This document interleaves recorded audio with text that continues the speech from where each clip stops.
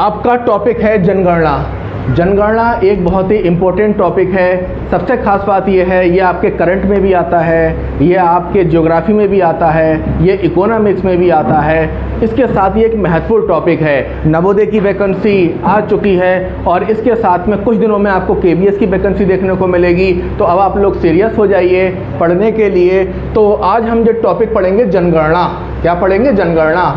LT grade का तो इतना इम्पोर्टेंट टॉपिक है ये कि इससे 4 क्वेश्चन आए हैं। पूरे 4 क्वेश्चन एलटी ग्रेड में जनगणना एवं नगरीकरण से आए हैं। तो आज हम ये जानेंगे कि जनगणना क्या है, जनगणना का इतिहास क्या है। वैसे तो तथ्य हम लोग याद कर ही लेते हैं, लेकिन महत्वपूर्ण ये है तथ्य याद करना नहीं, उसका एक बेसिक बैकग्राउंड पता होना चाहिए। जैसा कि मैंने आपको बताया कि अगर जो भी टॉपिक पढ़ रहे हैं और आप चाहते हैं कि वो टॉपिक ना भूलें, तो आपको 3 काम करने पड़ेंगे। वो 3 काम क्या बताए थे, बताइए। Very good. पहला, उसका बैकग्राउंड पता होना चाहिए। बैकग्राउंड का मतलब वो चीज़ कहाँ से आई, उसकी उत्पत्ति कैसे हुई, उसका अस्तित्व पहले किस रूप में था। नंबर 2, चर्चा करना, कॉन्सेप्ट पर चर्चा करना। चर्चा करना क्या होता है? मतलब जो भी कॉन्सेप्ट है या जो भी टॉपिक है आप उस पर चर्चा कर लेते हैं। भाई होता क्या है, जब सास बहू में लड़ाई हो जाती है तो क्या होता है, सास भी मोहल्ले में जाके चर्चा करती है कि बहू ने ऐसा ऐसा कहा, बहू भी मोहल्ले में जाके चर्चा करती है। तो उससे जो बातें उन्हें उनके मन में होती हैं वो और ज़्यादा कैसी हो जाती हैं, उसका बॉन्ड बन जाता है। तो यहाँ पे करना क्या होता है कि एक तरीके से चर्चा करने से वो कॉन्सेप्ट क्लियर हो जाता है। तीसरा, रिवीजन। अगर आप रिवीजन करते हैं तो वो आपका मजबूत हो जाता है। क्लियर? तो हम बात करेंगे जनगणना 2011। सुपर टेट के लिए भी बहुत इंपॉर्टेंट है, नवोदय में भी आएगा और आपका एलटी ग्रेड का तो महत्वपूर्ण टॉपिक है ही। तो सबसे पहले हम इसका थोड़ा सा बैकग्राउंड जानेंगे, ठीक है, क्या है। और तो जैसा कि यह लिखा है जनगणना 2011। अच्छा, एक चीज़ तो आपको पता है कि जनगणना हर साल नहीं होती। तो कितने साल के अंदर में होती है? 10 साल के अंदर में होती है। जनगणना 10 साल के अंदर होती है। तो ये जनगणना कौन सी हुई है? 2011। इसका नारा क्या है? मतलब एक क्वेश्चन आपका ऐसा बनेगा, क्या बनेगा कि इसका नारा क्या है, तो आप क्या कहेंगे? हमारी जनगणना हमारा भविष्य। और जो अगली जनगणना होगी उसका नारा अलग होगा। तो इसमें क्या है कि जैसे जनगणना जो होती है, जैसा कि नाम को पता है, जन, लोगों की गणना, लोगों की गणना करना। तो जो ये मटेरियल है, ये तो आप देखिए जनगणना, तो जनगणना का अपना एक मटेरियल है। जनगणना में ऐसा नहीं कि लोगों की गणना कर ली कि लोग कितने हैं, ये ऐसा नहीं होता है। तो पहला तो इसका तथ्य ये है कि जन आधार जो है, जन को जनगणना करते हैं, उसका क्या है? जनसंख्या की संरचना। मतलब जो जनगणना का आधार है वो क्या है? जनसंख्या की संरचना, स्ट्रक्चर ऑफ पॉपुलेशन, कि पॉपुलेशन का स्ट्रक्चर कैसा है। तो अब एक इसमें शब्द आया स्ट्रक्चर, या इसको हिंदी में कहते हैं संरचना। तो क्या होती है संरचना? तो संरचना के अंदर कुछ चीज़ें समाहित होती हैं। आपने देखा होगा, क्या देखा होगा कि जब आपको जनगणना करने के लिए कोई, अच्छा आप तो वैसे ही शिक्षक बनने वाले हो, तुम्हें भी ये काम करना पड़ेगा जनगणना का, डोर टू डोर तुम जाओगे। अगर आपने मूवी देखी हो मालामाल वीकली, तो उसमें वो सीन जरूर देखना, मालामाल वीकली के जनगणना वाला बाबू राव, जिनका नाम क्या है? परेश रावल या बाबू राव, वो क्या करते हैं? जनगणना करने जाते हैं। तो कुछ ऐसे गलत क्वेश्चन पूछ लेते हैं कि उनको 2-3 थप्पड़ पड़ जाते हैं। जैसे वो पहले पूछ लेते हैं कि भाई, हाँ भाई, तुम्हारे बच्चे हैं? तो वो कहती हाँ हैं। बोले कितने? इतने। बोले क्या शादी हुई है? एक पढ़ता है। एक तो उनके दांत बहुत अच्छे लगते हैं। तो ये जनगणना काम किसका है? शिक्षकों का ही है। बहुत से काम शिक्षकों को करना पड़ते हैं। अब भाई प्रॉब्लम तो है, पता लगा कि विद्यालय में पढ़ाना भी है। अच्छा, केवीएस इससे परे है। केवीएस के टीचरों को कोई काम नहीं, ना तो वो जनगणना करते हैं। केवीएस के और नवोदय के विद्यालय कोई काम नहीं, ना तो वो जनगणना करते हैं, ना ही वो किसी और काम में रहते हैं। वो केवल, अच्छा मुझे भी ये लगता है कि अगर शिक्षक को टीचिंग में ही उतारा जाए तो ये बेहतर होता है। लेकिन पता लगा फिर जनगणना भी करवाई जा रही है, उससे बहुत से काम करवाए जा रहे हैं, तो ये सब प्रभावित करते हैं। तो इसमें है क्या कि जैसे जनगणना में मैंने आपको बताया था, क्या बताया था? जनसंख्या की संरचना। तो आपने देखा होगा वो इतना बड़ा एक वो लेके आता है, प्रोफार्मा, ठीक है। उसमें बहुत से इस तरीके से कॉलम होते हैं। तो उन कॉलमों में क्या होता है? उन कॉलमों में ये होता है, क्या होता है? संरचना।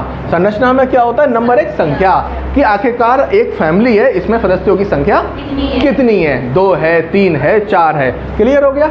आयु, वो किस किस आयु के हैं, उनकी एज क्या है, लिंग जेंडर क्या है, कितने लड़के हैं कितनी लड़कियां हैं, जाति क्या है। अच्छा, जाति और धर्म में क्या अंतर होता है?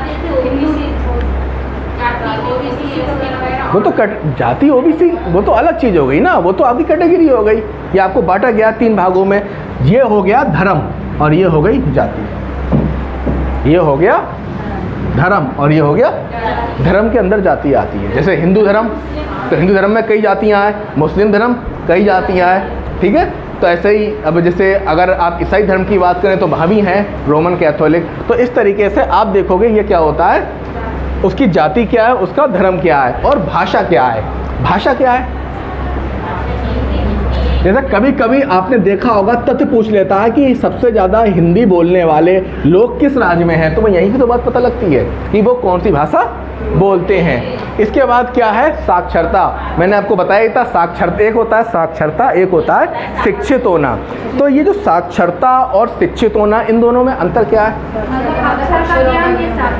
वेरी गुड, अक्षर का ज्ञान साक्षरता और शिक्षित होना डिग्री, एजुकेटेड होना। इसके बाद क्या है, वृद्धि की प्रवृत्ति।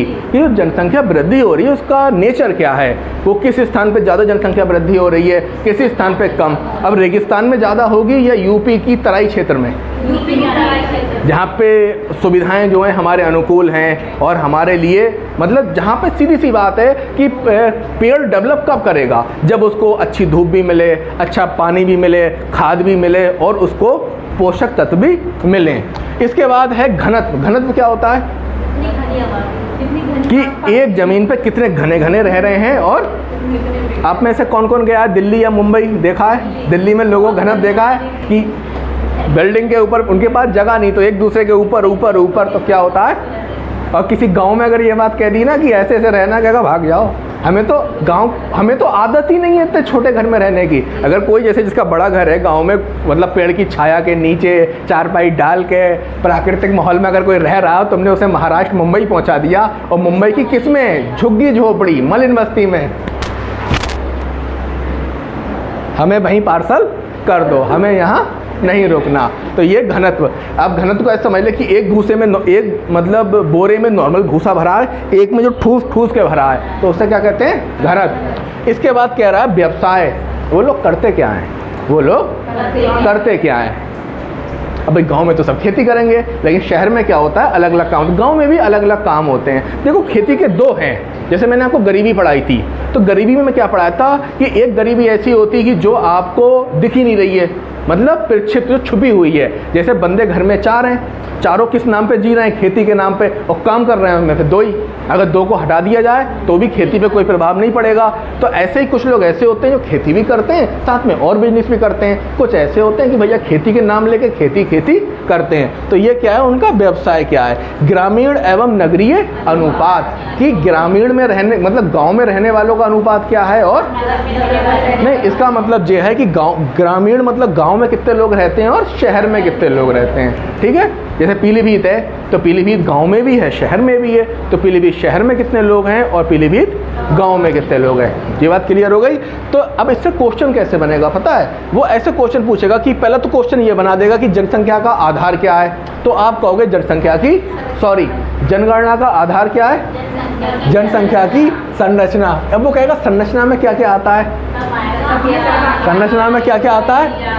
तो 1 2 3 4 5 6 7 8 9 10 11 चीज़ें इसमें आती हैं। कहीं वो ऑप्शन लगा दे सारे, उसमें पता लगेगा कि वो कहेगा निम्नलिखित में से नहीं है, तो 4 होंगे और ये नहीं होगा। तो क्वेश्चन क्लियर हो गया किस तरीके से बनेगा। अगली बात जो है वो नारा पूछ लेगा कि इसका नारा क्या है। नारा क्या है, हमारा भविष्य, ठीक है। अब हम थोड़ा सा इसके बैकग्राउंड पे बात करते हैं, जिसको हमारे यहाँ संस्कृत भाषा में कहते हैं कार्य कारण सिद्धांत। कि एकदम जैसे कुर्सी है तो एकदम कुर्सी नहीं बनती, पहले वो प्लास्टिक की फॉर्म में रहती है, फिर वो किसी और फॉर्म में आई होगी, इसके बाद प्लास्टिक बनी होगी। अगर आप कार भी देखो, जो इतनी एडवांस कारें हैं, जैसे एक कार है थार, तो आप थार देख रहे हो, बहुत ही पॉपुलर एक्सयूवी है, कार नहीं एक्सयूवी है, तो बहुत पॉपुलर एक्सयूवी है थार। तो थार एकदम तो नहीं आ गई, ये किसका अपडेट वर्जन है, जीप का। कभी ध्यान से देखो, जो गांव में जीपें होती हैं उसका ही तो अपडेट वर्जन है। कभी ध्यान से देखना, लेकिन क्या है वो अपडेट है। तो वैसे ही एकदम जनगणना नहीं आ गई, उसका भी अपना एक इतिहास था। हमेशा ध्यान रखिए, अगर आप शिक्षक भर्तियों की तैयारी कर रहे हैं और विशेषकर करंट अफेयर पढ़ रहे हैं या कोई भी टॉपिक पढ़ रहे हैं, तो आपको उसको कम से कम आपको 3 स्तर पर देखना पड़ेगा। पहला स्तर विश्व के स्तर पे, दूसरा स्तर भारत के स्तर पे और तीसरा यूपी के स्तर पे। लेकिन एक स्तर और भी है, वो है एशिया का स्तर। तो अगर हम फिर से बात करें तो नंबर 1 विश्व के स्तर पर, नंबर 2 एशिया के स्तर पर, नंबर 3 भारत के स्तर पर, नंबर 4 यूपी के स्तर पर। तो वैसे ही हमें यहाँ जानना पड़ेगा कैसे कैसे क्या क्या चीज़ें डेवलप होती हैं। तो हम सबसे पहले ये आपके सामने एक विश्व का नक्शा है। ये क्या है? उत्तरी अमेरिका। ये क्या है? दक्षिणी अमेरिका। ये क्या है? एशिया। ये क्या है? यूरोप। और ये क्या है? क्या बात है भाई, यूरोप को एशिया में पहुंचाने के चक्कर में हो।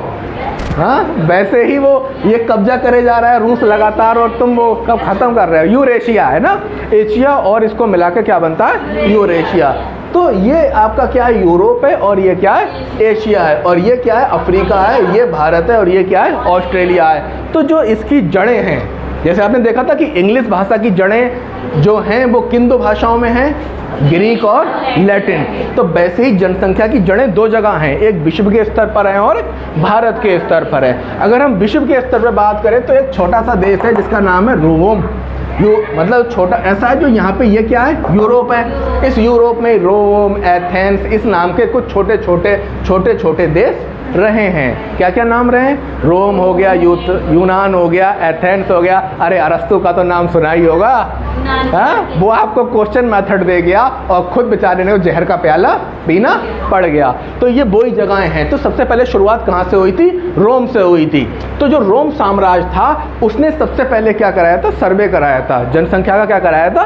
सर्वे कराया था। और उस सर्वे को रजिस्टर्ड किया था, जिस डायरी में लिखा था उसका नाम रखा था कैडेस्ट्रल सर्वे। तो पहला क्वेश्चन ये बनेगा, विश्व की जो सबसे पहली जनगणना का प्रमाण मिलता है, तो मैडम बताइए कहाँ मिलता है, किस नाम से मिलता है? रोमन साम्राज्य में कैडेस्ट्रल सर्वे के नाम से मिलता है। पहला क्वेश्चन क्लियर हो गया? किससे मिलता है? कैडेस्ट्रल सर्वे के नाम से मिलता है। इसके बाद क्या हुआ? 1500 ईसा पूर्व में, 1500 ईसा पूर्व में क्या हुआ? मूसा द्वारा इजराइल में जनगणना कराई गई। ये मूसा वही हैं, मूसा अलैहिस्सलाम। तो ये मूसा द्वारा क्या किया गया? जनगणना कहाँ कराई गई? इजराइल में कराई गई। और अच्छा ये क्या देख रहे हो आप कि 1500 ईसा पूर्व में मूसा द्वारा इजराइल में कराई गई, फिर 321 से 296 ईसा पूर्व कैटल द्वारा अरसास, जबकि ये काम पहले हुआ, ये काम बाद में हुआ। तो ये उल्टा क्यों चल रहा है? वेरी गुड, बहुत बढ़िया, आप लोगों ने पकड़ लिया। होता क्या है कि एक पॉइंट बीच में मान लिया गया जहां ईसा मसीह का जन्म हुआ। तो जब इधर को बढ़े हम तो 1 2 3 4 5 6, 1 2 3 4 5 6, इधर की संख्या कहलाई ईसवी, और ये क्या कहलाई? ईसा पूर्व। तो ये था 1500 ईसा पूर्व, चला यहाँ पे। कहाँ चला? यहाँ पे। और ये कितना है? 1500 321, तो ये कहाँ चला? यहाँ पे चला। मतलब ये लगातार इधर को बढ़ रहे हैं। ठीक है, तो यहाँ पे 321 से 296 घट रही है उल्टी। तो इसमें कैटलकृत अर्थशास्त्र में भी जनगणना का उल्लेख किया गया, और उसमें यह बताया कि लोगों के व्यवसाय की, लोगों के धंधों की, लोगों के काम की थोड़ी बहुत जनगणना होनी चाहिए। कौन है ये? चाणक्य, चंद्रगुप्त मौर्य के गुरु, चंद्रगुप्त मौर्य के गुरु, जिन्होंने अखंड साम्राज्य बनाया। भारत कई टुकड़ों में बटा हुआ था, मगध में था, अंग में था, और भी बज्जी में था। उनके कई 16 जनपद थे, उन सबको इन्होंने क्या कर दिया? एक कर दिया, और पूरे अखंड भारत का क्या करा? निर्माण करा। क्या कहते हैं वो? उनकी एक पंक्ति बहुत प्रसिद्ध है कि मैं एक शिक्षक हूँ, मैं एक शिक्षक हूँ, और मेरी शिक्षा में ये सामर्थ्य है। सामर्थ्य का मतलब कैपेसिटी है कि मैं अपने पोषण के लिए योग्य सम्राटों का निर्माण स्वयं कर सकता हूँ। योग्य सम्राटों का निर्माण स्वयं कर सकता हूँ, मुझे किसी के टुकड़ों पे पलने की ज़रूरत नहीं है। वो गया घनानंद के पास में, घनानंद दोपहर में मदिरा पी रहे थे, नृत्य का आनंद ले रहे थे। बोले घनानंद आक्रमण होने वाला है। कहाँ पर? भारत पर। उन्होंने मारा, पैर गिरा दिया, शिखा खुल गई। तो उन्होंने एक गुरु का अपमान कर दिया, और रिजल्ट क्या मिला? घनानंद को मौत से हाथ, मतलब घनानंद को मृत्यु प्राप्त हुई। तो गुरु का कभी भी अपमान नहीं करना चाहिए। तो इसके बाद देखिए एक और कृति थी अबुल फजल की आईने अकबरी। क्या थी? आईने अकबरी। ये कब लिखी गई थी? 1596 से वो 1595 और 1596 में। ये मुगल काल है। ये क्या है? मुगल काल है। इसमें क्या हुआ? अबुल फजल ने लिखी आईने अकबरी, इसमें जनगणना का उल्लेख किया है। इसमें किसका उल्लेख किया है? जनगणना का उल्लेख किया है। तो यहाँ से क्वेश्चन और भी बन सकता है कि अबुल फजल की कृति कौन सी है? सुपर टैट में क्या होगा कि जो आपका स्टैटिक जीके है उसमें एक रचना करके है, तो रचना में प्राचीन रचनाओं में भी आ सकता है, सांस्कृतिक विरासत में भी है और इतिहास का भी ये चैप्टर है। देखो कुछ टॉपिक इतने एवरग्रीन हैं, इतने एवरग्रीन हैं कि वो हर जगह देखने को मिलते हैं। उनको घोटिए और घोट कर पी जाइए। ठीक है, जैसा कि मैंने आपको बताया कि जो भी सिलेबस होता है 40% सिलेबस से 80% क्वेश्चन आते हैं। 40% सिलेबस से 80% क्वेश्चन आते हैं। तो पहले उस 40% सिलेबस को कंप्लीट करिए और इसके बाद क्या करिए? 80% को। तो सबसे पहले कहाँ हुआ था? रोमन साम्राज्य में। क्या नाम था उसका? कैडिस्ट्रल सर्वे। फिर दोबारा जनगणना कहाँ हुई थी? मूसा द्वारा, इजराइल में। तीसरी जनगणना कौटिल्य। जनगणना नहीं हुई, उन्होंने बताया कि उपयोगिता है, उपयोगिता है। वो जो आपका जो शिक्षण व्यवसाय है इसमें जो मौर्य मॉन्टेसरी हैं या जो और हैं वो बताती हैं खेल के द्वारा बच्चे को सिखाना चाहिए। और जो गीजूबाई बधेका हैं वो क्या कहते हैं? चित्रों के माध्यम से। ये कॉन्सेप्ट कोई नया कॉन्सेप्ट नहीं है कि आज जॉन डीवी कहता है कि बच्चों को चित्रों के माध्यम से पढ़ाओ, या आज मौर्य मॉन्टेसरी कहती है कि चित्रों के माध्यम पढ़ाओ। आज से 321 ईसा पूर्व चाणक्य ने ये बता दिया था और एक ग्रंथ की रचना करी थी। काफ़ी विवादित ग्रंथ है, कोई कहता है इनके पुत्र ने लिखा है, कोई कहता है उन्होंने लिखा है। कुल मिला के उसमें विष्णु शर्मा का नाम आता है। कोई कहता है विष्णु शर्मा यही हैं, कोई कहता है, मतलब विवाद, वो एक विवादित स्थिति है कि उसमें पंचतंत्र में यही बताया गया है कि जो शिक्षा दी गई है मूर्खों को वो किसके आधार पर दी गई है? पशु पक्षियों के चित्रों के आधार पर। कि जैसे पशु, अगर आप यूट्यूब पे पंचतंत्र अप्लाई करें, डालें, तो क्या आएगा कि कुछ पशु पक्षी बोल रहे हैं। जैसे कुछ शेर थे, जंगल में रहता था एक शेर, और कुछ और जानवर जंगल में रहते थे। एक दिन क्या हुआ? एक गीदड़ आया जो कि किस में गिर गया था? पानी में। तो उसका कलर चेंज हो गया, तो जंगल के जानवर डर गए, बोले ये नीला प्राणी कौन है? तो वो कह रहा है मैं ही राजा हूँ, मुझे राजा घोषित करो। तो यहाँ पे जानवर क्या है? बोल रहे हैं। तो इनके माध्यम से शिक्षा, अरे आपने वो यूपी बोर्ड में भी पढ़ा होगा, क्या नाम है, एक राजा था, उसका बहुत प्रतापी था, उसके बेटे थे अमर शक्ति, उग्र शक्ति। वो कौन थे? वो जब तुम्हें कहानी सुनाई थी, 4 ब्राह्मण जब आ रहे थे तो उन्होंने शेर के अस्थि पंजर मिले थे, उन्होंने कहा शेर को जिंदा कर दें। तो चौथा जो था कुछ समझदार था, वो पेड़ पे चढ़ गया, बोले जी जिंदा तो करो, जिंदा तो करो, बट मैं ऊपर चढ़ जाऊं। तो इसके माध्यम, मतलब पशु पक्षी, क्योंकि देखो बच्चों का इंटरेस्ट किस में रहता है? पशु पक्षियों में। भाई बच्चों को पढ़ाया जाता है A for Apple, B for ball. तो जो बॉल, C फॉर कैट, वो C को नहीं जानता, वो कैट को जानता है। पर जब C और कैट जुड़ जाते हैं तो C को हटा दिया जाता है, कैट को हटा दिया जाता है, C रह जाती है, कैट हट जाती है, तब क्या बनता है? ABCD। तो वही बात आई यहाँ पे कि ये इनकी रचना क्या है? कैटिल की अर्थशास्त्र है। देखो अगर 3 महीने लग के पढ़ लिए 12-13 घंटे, 3 महीने 12-13 घंटे लग के पढ़ लिए, तो एक स्थिति वो आती है कि सारा ज्ञान जुड़ने लगता है और आप कोई भी चीज़ नहीं भूलते और सब आपको याद रहने लगता है। अब बात आई किसकी? प्राचीन काल की बात थी, ठीक है। अब आओ आधुनिक तरीके से विश्व में कैसे जनगणना हुई। आधुनिक तरीके से विश्व में कैसे जनगणना हुई? तो जनगणना 2 तरीके से हुई। एक तो नॉर्मल जनगणना हुई जो शुरू में हुई, और एक बाद में 10 की जनगणना, हर 10 साल बाद, हर 10 साल बाद। तो उसी की हम बात कर रहे हैं कि 1749 में स्वीडन में, 1749 में पहली जनगणना कहाँ हुई? स्वीडन में हुई थी, आधुनिक पद्धति से एवं व्यवस्थित ढंग से। इसका क्या मतलब है? आधुनिक पद्धति एवं व्यवस्थित ढंग से, थोड़ा व्यवस्थित करके। ऐसा नहीं, भूगोल तो पहले भी था, लेकिन अलेक्जेंडर वान हम्बोल्ट हो गए, हैकेटियस हो गए, कॉल डिटर हो गए, इन्होंने क्या करा? उसको व्यवस्थित किया। तो वैसे ही जो व्यवस्थित ढंग से जनगणना हुई थी 1749 में स्वीडन में हुई थी। तो यहाँ आप एक चीज़ देखेंगे जी 10 की जनगणना नहीं थी, जो नॉर्मल जनगणना है, जो कब हुई थी? 1749 में हुई थी। कहाँ हुई थी? स्वीडन में हुई थी। ये भी यूरोप का ही देश है। अब इधर आ जाइए, 10 की जनगणना हर 10 साल बाद, ये कहाँ हुई थी? 1890 में अमेरिका में हुई थी। अगर क्वेश्चन आएगा सर्वप्रथम दशकीय जनगणना कहाँ हुई थी, तो आप क्या कहेंगे? अमेरिका में, यूएसए। कहाँ हुई थी? यूएसए में। और ये कब हुई थी? 1890 में। लेकिन इंग्लैंड की जो पहली जनगणना हुई थी वो कब हुई थी? 1801 में। 1801 में, मतलब ये दशकीय नहीं थी। जैसे इंग्लैंड की जो पहली जनगणना थी कब हुई थी? 1801 में। तो ये बात क्लियर हो गई आपको? 3 बातें मैंने आपको बताई। पहली बात क्या थी? पहली बार व्यवस्थित तरीके से कब हुई थी? 49 में। फिर इंग्लैंड में कब हुई थी? 1801 में, क्योंकि जे हुई है स्वीडन में, ये अलग देश है और इंग्लैंड अलग देश है। और दशकीय जनगणना कब हुई है? अमेरिका में प्रारंभ हुई है। अमेरिका में प्रारंभ हुई है। ठीक है, ये चीज़ यहाँ क्लियर हो गई। अब आइए भारत में जनगणना की स्थिति। भारत में जनगणना की स्थिति क्या है? तो जैसा कि आपको पता है, पहले प्राचीन भारत था। कौन सा भारत था?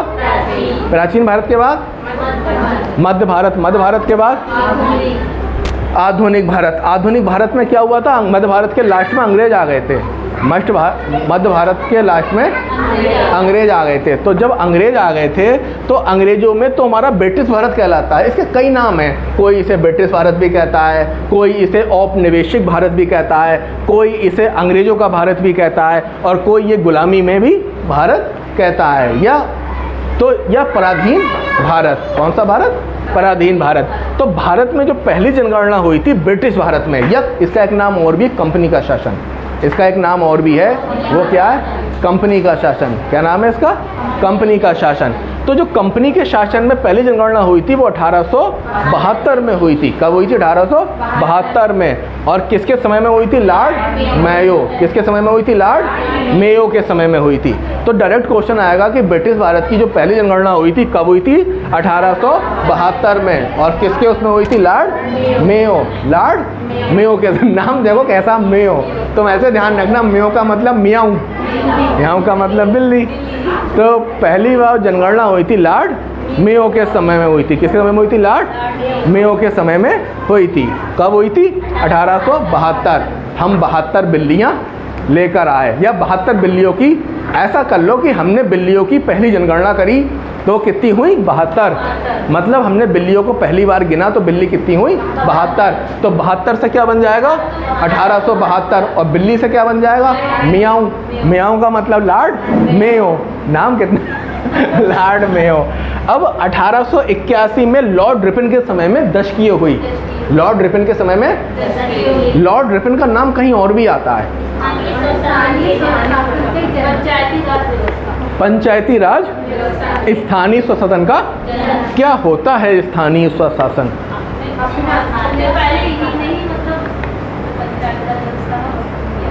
कौन से अनुच्छेद में है ये?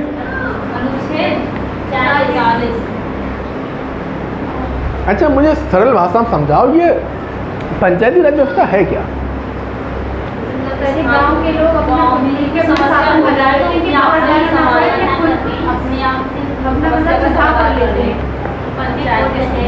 जैसे अगर छोटे बच्चों को प्रस्तावना कौशल बनाओगे, इसका तो कैसे बनेगा?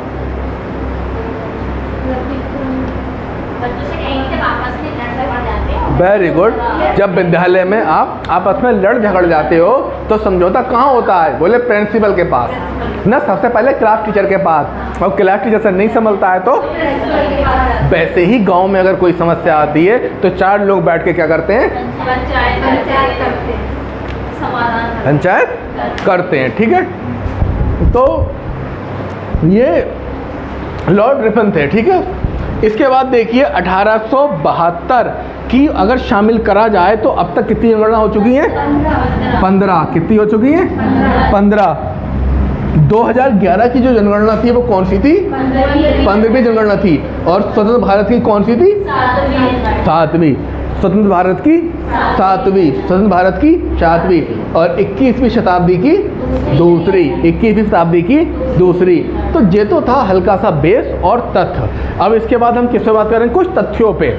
मैं अब एक बात फिर, इसके बाद हम किस पे बात करेंगे? तथ्यों पे बात करेंगे। ठीक है, देखिए फिर समझिए होता क्या है। सबसे पहले हमें किसी भी टॉपिक का बेस पता होना चाहिए। क्या पता होना चाहिए?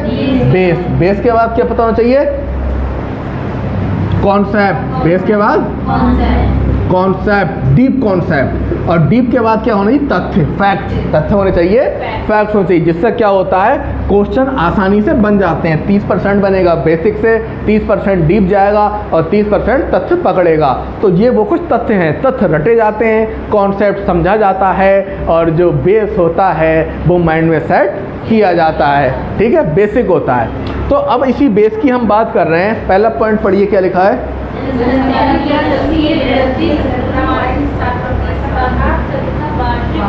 चलो एक चीज़ मैं आपको और बताऊं कि जैसे ये पूरा विश्व है, इसके जो विश्व है इसका जो टोटल क्षेत्रफल है, उस टोटल क्षेत्रफल का 2.4% हमारे पास है। मतलब पूरे विश्व के क्षेत्रफल, जितना भी क्षेत्रफल है पूरे विश्व का, उतना में भारत में जो हिस्सा आया है वो कितना आया? 2.4। इसको ऐसे समझो कि एक रोटी है और तुमको एक टुकड़ा मिला, वो टुकड़ा कितना है? 2.4%। क्या है?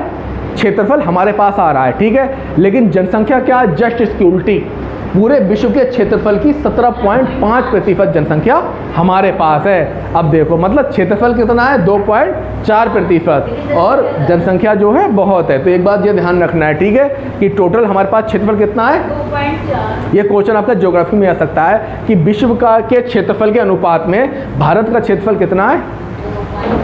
2.4। और दूसरी बात है जनसंख्या कितनी है? 17.5 है। एक तथ्य क्लियर हो गया। दूसरा तथ्य देखिए, जनसंख्या की 10 की वृद्धि, मतलब 10 साल में जो अब इस समय कब हुई थी जनगणना? 2011 में। तो इससे 10 कम कर लो, इससे 10 कम करो तो कितना बचेगा? 2001 में। तो 2001 में जो जनगणना हुई थी वो उस 2001 की जनगणना, 2001 की जनगणना, और इसके बाद 2011 की जनगणना। किसकी जनगणना? 2011 जनगणना। इन दोनों के बीच जो 10 की वृद्धि हुई है, मतलब इस समय में जो वृद्धि हुई है कितनी हुई है? 17.7%। 17.7%। 17.7%। ठीक है, 17.7%। अगला वो कह रहा है 2024 के बाद भारत विश्व का सर्वाधिक जनसंख्या वाला 2045 के बाद भारत जो होगा विश्व का सर्वाधिक जनसंख्या वाला देश होगा। इसके बाद क्या है कि 1911 से 21, मतलब एक दशक, 1911 से 1921 दशक में जो टाइम पीरियड रहा है, इसमें इसका मतलब समझ गए? दशक में नहीं आया तो बताओ, क्लियर हो गया? मतलब 1911 से लेके 1921 के बीच में जनसंख्या का ह्रास हुआ है। डायरेक्ट क्वेश्चन आएगा, वो दशक कौन सा था, वो वर्ष कौन सा था, वो जनसंख्या कौन सी थी, वो जनसंख्या कौन सी थी कि जहाँ पे जनसंख्या का ह्रास हुआ है? वो एक ही वर्ष था 1911 से 1921 का। इसमें सबसे ज़्यादा जनसंख्या का, सबसे ज़्यादा तो नहीं, -0.31% बढ़ने की बजाय घट गई। तो कोई मुझे बताएगा ऐसा क्यों हुआ? घट गई तो ऐसा क्यों हुआ? जनसंख्या बढ़ने की बजाय क्यों घट गई? वेरी गुड, बहुत बढ़िया आंसर है। महामारी फैल गई, महामारी फैल गई, बीमारियां फैल गई, मतलब मृत्यु दर बढ़ गई। अच्छा आप ये बताओ, आज जितनी मेडिकल सुविधाएं हैं क्या वो 1911-21 में रही होंगी? आज अगर 1000 शिशु जन्म लेते हैं तो ये पूरे चांस हैं कि 950 शिशु जीवित रहेंगे। लेकिन इस समय ये कोई गारंटी नहीं थी कि 1000 में से आधे भी बच जाएं, क्योंकि महामारियां होती थीं, कोई ज़्यादा मेडिकल सुविधाएं नहीं थीं। या जो आज आप स्ट्रक्चर देख रहे हो मेडिकल का, क्या वो स्ट्रक्चर पहले था? नहीं था ना। लगातार नई नई रिसर्च हो रही है, नई दवाएं बन रही हैं। आज तक जैसे अभी जल्दी में न्यूज़ आई थी कि कैंसर का जो इलाज है वो अब थोड़ा खोजा जा चुका है। तो आने वाले, इससे पहले तो मोतियाबिंद में ही लोगों की आंखें चली जाती थी। तो कहने का मतलब जैसे जैसे मेडिकल फैसिलिटी बढ़ती गई, मृत्यु दर पे नियंत्रण आता गया। पर यहाँ पे इतनी मेडिकल सुविधाएं नहीं थी, जिसके कारण मृत्यु दर बहुत बढ़ गई। और इसका मेन कारण था महामारी, मेन कारण था महामारी। हैजा फैल गया, प्लेग फैल गया, महामारियाँ फैल गई, तो ये क्या हो गया? ह्रास का मतलब घटना। अब इसके बाद 1921 के पश्चात तीव्र वृद्धि हुई। कितना हुई? तीव्र वृद्धि। एक डायरेक्ट क्वेश्चन आता है कि महान विभाजक वर्ष किसे कहा जाता है। महान विभाजक, इसका हिंदी मीनिंग मत लगा लेना कहीं महान विभाजक मतलब तोड़ने वाला, जो तोड़ने वाला नहीं, जो जोड़ने वाला है। कहीं बेसिक एग्जामिनर उल्लू बना देगा 2 मिनट में। कैसे बनाएगा? निम्नलिखित में से महान विभाजक तुम लगाओ। महान विभाजक का मतलब कम हो गई, कम नहीं हो गई भाई, बढ़ गई। इसका मतलब समझाऊं। महान विभाजक का मतलब ये है कि जैसे 1911-21 में जनसंख्या का ह्रास हो गया, लेकिन जब इसके अगले वाला पीरियड लगा 1921 तो एकदम वृद्धि हुई। इसका कारण था मेडिकल सुविधाओं में वृद्धि होना, विदेश की टेक्नोलॉजी इंडिया में आना। आज से 8 साल पहले अगर कोई गंजा है तो उसको गंजा ही रहना पड़ता था, या बहुत करा तो ऑस्ट्रेलिया चला गया और ऑस्ट्रेलिया में जाके उसने बाल लगवाए। अब पता लगा 1-1.5 लाख रुपए तो आने जाने में ही खर्च हो गए, वीजा बनवाने में, जे करवाने वो करवाने में। तो ट्रीटमेंट क्या करा है? आजकल वो सुविधा बरेली में प्राप्त है। बरेली में हेयर ट्रांसप्लांट हो जाता है, प्लांट्स हो जाते हैं आराम से। तो आप समझ रहे हो, तो एकदम यहाँ वृद्धि बहुत तेज़ी से हो गई। और जब वृद्धि तेज़ी से हो गई तो इसे क्या किया गया? महान विभाजक वर्ष। देखो एक बात बताऊँ, एलटी ग्रेड का मैटर, एलटी ग्रेड हो या सुपर टेट हो, ये पीसीएस के ही आसपास रहेगा, ये पीसीएस के आसपास रहेगा। और एलटी ग्रेड तो बिल्कुल पीसीएस का ही कराता है ना, जैसे पीएनपी कराता है सुपर टेट को, और एलटी ग्रेड को कौन कराता है? पीसीएस। तो इस तरीके से ये क्वेश्चन पीसीएस में कई बार पूछा चुका है। महान विभाजक वर्ष क्या है? 1921। भारत की जनसंख्या में सर्वाधिक वृद्धि कब हुई थी? 1961 और 1971 के दशक में सर्वाधिक हुई थी 24.80, 24.80। और जो अब जनगणना आने वाली है, रिपोर्ट जो नई जनगणना होगी, इसमें भी वृद्धि होगी, और इसका कारण है कोरोना। इसका कारण है कोरोना। तो ये चीज़ क्लियर हो गई। सर्वाधिक वृद्धि, आपको मोटे तौर पे क्या ध्यान रखना है? सर्वाधिक वृद्धि 1961-71, और दूसरी वृद्धि कब हुई थी? 21 में। और ह्रास कब हो गया था? 11 और 21 में। 1911 और 21 में क्या हो गया था?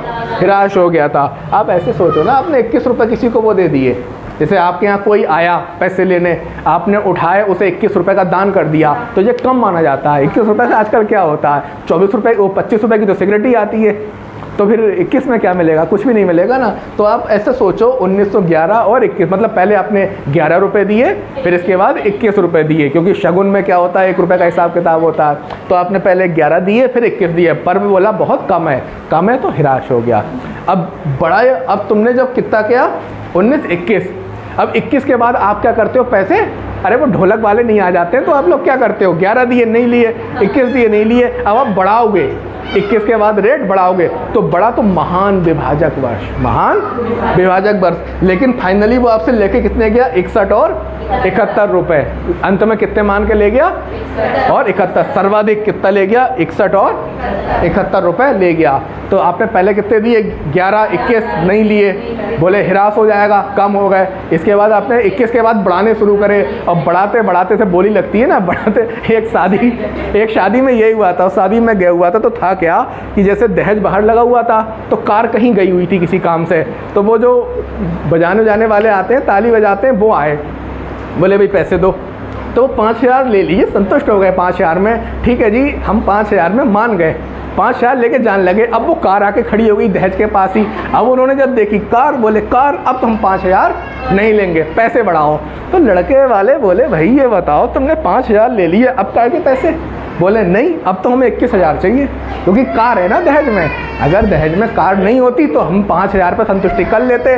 तो जे बोले नहीं देंगे, वो कार के आगे ही लेट गए, कार के आगे लेट गए। तो जब तक उन्होंने पैसे नहीं लिए तब तक उनकी कार नहीं गई। तो इससे ही फ़र्क पड़ता है। तो आप ये ट्रिक याद रखिए, तो आपको याद आ जाएगा। और सर्वाधिक जनसंख्या कब हुई थी? वही वाली बात है, 61 और 71। 61-71 रुपये में वो मान गए। तो ये हो गया। अब इसके बाद एक और चीज़ इसमें है, वो है कि जनसंख्या वृद्धि को 4 भागों में बांटा जा सकता है। कितने भागों में? ये तथ्य थे, ये बेसिक है, ये विश्व का बेसिक है, ये भारत का बेसिक है, ये कुछ तथ्य हैं, और ये आपका क्या है? ये थोड़ा सा कॉन्सेप्ट है। कॉन्सेप्ट क्या है? जनसंख्या वृद्धि को 4 भागों में किया जा सकता है। मैं आपको ये टॉपिक पढ़ा रहा हूँ, ये जो यूपीएससी वाला है, संघ लोक सेवा आयोग और राज्य लोक सेवा आयोग, इसी के ही मटेरियल से पढ़ाना पड़ रहा है, क्योंकि इसको पढ़ने के बाद कुछ भी आपका नहीं बचेगा। कहने को अब तथ्य भी याद कराए जाएं, हालांकि तो उसमें क्या होता है कि आप कुछ समय के बाद भूल जाते हैं, लेकिन जब आपको कॉन्सेप्ट पता होता है तो जोड़ देते हैं। आजकल जो पेपर की प्रकृति है, परीक्षा पैटर्न है, वो थोड़ा सा डीप पूछता है और उसमें थोड़ा सा आपको बेसिक भी क्लियर होना चाहिए। और अगर आप KVS के इंटरव्यू में जाते हैं तो इंटरव्यू में तो कुछ भी पूछ सकता है। अब उसने KVS के इंटरव्यू में पूछ दिया, बताओ पहली जनसंख्या कब हुई थी, अब आप मुँह देख रहे हैं पैनल का, तो ऐसी स्थिति में आपको पैनल का मुँह नहीं देखना पड़ेगा, आप उन्हें पूरा कॉन्सेप्ट क्लियर करा देंगे। उनका क्वेश्चन कैसा बनेगा, वो क्वेश्चन ऐसा बनेगा, पहले सर्वे कब हुई थी, चलो तुमने बता दिया कैडिस्ट्रल में हुई थी, अब वो कहेंगे अच्छा इसके बाद फिर सर्वे क्या हुई थी, मतलब आपके आंसर से उनका क्वेश्चन होगा। या तो वो निरुत्तर होंगे या आप निरुत्तर होंगे। अगर आप निरुत्तर हुए तो आप गेम से बाहर, और अगर वो निरुत्तर हुए, हाँ इलेक्शन, जैसे ये हीरो बैठा है तो इसने क्या करा, कंफ्यूजन में ही स्थिति ला दी, वो भी कंफ्यूजन में, ये भी कंफ्यूजन में, वो भी कह रहे हैं क्या तुम्हें क्लियर है, क्या तुम्हें क्लियर है, क्योंकि उन्हें क्लियर नहीं था। तो ऐसी स्थिति पड़ जाती है। कॉन्फिडेंस कई जगह पे काम भी करता है, कई जगह पे नुकसान भी कर देता है, लेकिन किसी भी अंधा अनुमान से बचिए, बेसिक फंडों पे रहिए। अब आए जनसंख्या वृद्धि को 4 भागों में बांटा जा सकता है। डायरेक्ट क्वेश्चन है, कितने भागों में, 4 भागों में। नंबर 1, स्थिर जनसंख्या की अवधि। एक समय ऐसा भी था कि जनसंख्या बहुत स्थिर थी, कोई मतलब खास परिवर्तन नहीं आ रहा था, कोई खास परिवर्तन नहीं आ रहा था, कोई खास परिवर्तन नहीं आ रहा था। पानी खत्म हुआ है उसमें। तो इसका कारण क्या था, मृत्यु दर अधिक होना। मृत्यु दर मतलब अब बताओ 1901 और 1921 में क्या मेडिकल ट्रीटमेंट थे, कुछ नहीं थे, तो मृत्यु दर कैसी थी, बहुत अधिक थी। और अधिक होने की वजह से क्या हो रहा था, जनसंख्या स्थिर थी, जितने जन्म ले रहे थे और उतने, आज तो अगर 80 साल के बुजुर्ग भी हैं ना तो उनको बचाने के लिए एम्स तक लेके जाना पड़ता है, मतलब किसी भी तरीके से हानि नहीं होनी चाहिए, ठीक है। और पहले क्या था, गेम ओवर। तो पहला समय क्या था, स्थिर जनसंख्या, मतलब ना घटी ना बढ़ी, जितनों ने जन्म लिया उतनी ही डेथ होती रही। और जिसका मेन कारण जो था वो क्या था, मृत्यु दर अधिक होना, मृत्यु दर अधिक होना। भाई पहले क्या था, इतना औद्योगिकरण नहीं था, तो जितने पेड़ लगाए जा रहे थे उतने ही काटे जा रहे थे, तो कार्बन बढ़ी नहीं रही थी। लेकिन अब क्या हुआ, जनसंख्या तो बढ़ी, पेड़ अधिक कटान हुआ, पर उतने पेड़ नहीं लग पा रहे हैं, तो एकदम जब कार्बन डाइऑक्साइड बढ़ी, ग्लोबल वार्मिंग देखने को मिला, ग्लेशियरों का पिघलना देखने को मिला हमको, और पर्यावरण में परिवर्तन देखने को मिला। तो पहला क्या है, स्थिर जनसंख्या। मृत्यु दर अधिक होने की वजह से जनसंख्या कैसी रही, स्थिर रही। दूसरा क्या, धीमी गति से बढ़ती हुई। अब क्या हुआ, धीरे धीरे मेडिकल सुविधाएं बढ़ने लगी, धीरे धीरे मेडिकल सुविधाएं बढ़ने लगी, तो थोड़ी थोड़ी गति बढ़ती रही है। वो ये जो आपके पास आए थे 21 रुपये लेने, 21 से लेके 51 तक, क्यों ऐसा क्यों हुआ, क्योंकि मृत्यु दर के जो भी कारक थे उस पर, अब मलेरिया से नहीं बचाना है जी, मच्छर से बचाना है। प्याजे क्या कहता है, समझ की जड़ें ये मत पकड़ो, मलेरिया क्यों हुआ, मलेरिया का इलाज मत करो, ये पता लगाओ मच्छर आया कहाँ से, ये पता लगाओ मच्छर आया कहाँ से। क्लियर हो रहा है। तो वैसे ही जो मृत्यु दर के कारक थे उन पे क्या करा गया, नियंत्रण कर लिया गया। क्या कर लिया गया, नियंत्रण कर लिया गया कि भाई क्या कारण है, मृत्यु ज़्यादा हो रही है। और जब नियंत्रण किया तो क्या हुआ, भाई जैसे खेत में फसल होती है तो क्या होता है, जब आपकी फसल में रोग लग जाते हैं और रोगों पर आप नियंत्रण करते हैं तो फसल अच्छी डेवलप होती है। तो ये क्या हो रहा था, धीमी गति से बढ़ रही थी। अब एक समय वो आया, तीव्र वृद्धिमान जनसंख्या, इतनी गति से बढ़ी है, इतनी गति से बढ़ी है, इतनी गति से बढ़ी है कि उसका नाम क्या रख दिया, विस्फोटक अवस्था। अब विस्फोट हो गया क्योंकि ये वर्ष था 1951 और 1981 का। मेडिकल सुविधाएं धीरे धीरे बढ़ रही थी, साइंटिस्ट धीरे धीरे बढ़ रहे थे। आजकल बच्चे से पूछो क्या बनोगे, सर मैं वैज्ञानिक बनूंगा, साइंटिस्ट बनूंगा। पहले कोई बच्चा ऐसे नहीं कहता था ना, धीरे धीरे रुझान बढ़ रहा है। तो तीव्र वृद्धि जनसंख्या कब हुई है, 1951 से 1981 विस्फोट की अवस्था हुई। और इसके बाद जनसंख्या वृद्धि में गिरावट, कहने का मतलब माइनस में नहीं गई है, लेकिन जितनी ये बढ़ी इससे गिरी है। और प्रथम गिरावट कब देखी थी, 1971 और 1981 में। अच्छा ऐसा क्यों हुआ कि यहाँ पे घटी, स्थिर रही, यहाँ बढ़ी, यहाँ विस्फोट हो गया, फिर घट क्यों गई, क्योंकि मेडिकल सुविधाएं तो बढ़ गई, तीव्र गति से बढ़ी, फिर क्यों घटी।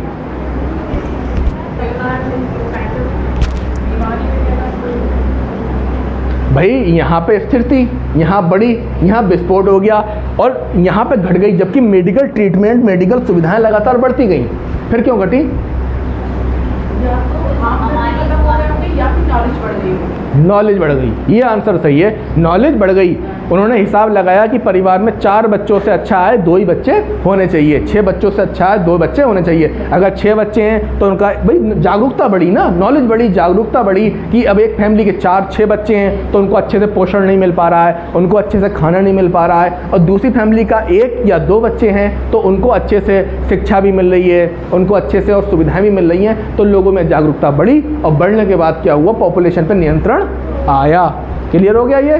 तो आज के लिए इतना ही। इसके बाद हम आपको क्या करेंगे, जो और तथ्य होते हैं वो तथ्य बताए जाएंगे। अब वाले तथ्य चलेंगे क्या कि नंबर 1 पे कौन है, नंबर 2 पे कौन है, उसमें भी कई चीज़ें हैं। ठीक है, आज के लिए इतना ही।